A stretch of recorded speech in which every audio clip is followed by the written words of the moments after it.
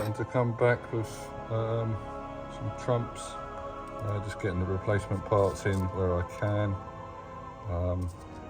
Boo-boo. Crank sensor. alley bracket. The metal tip sensor. It's just flared up. Couldn't get it out. Bit too rough. Can't get one of those. Right, we're gonna have to.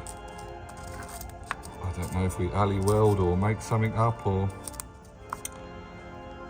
That's a fucker. Anyway, onwards and upwards. And we're back in the game. So we've got a perfect replica. The problem was given to Classic and Modern Car Engineering. They're over in Bracknell. I showed them what I'd done.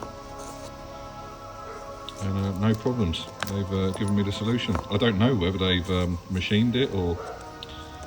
I doubt they had it in stock, or I don't know what they did, but they've solved the problem. Another problem hurdled. Cheers, guys.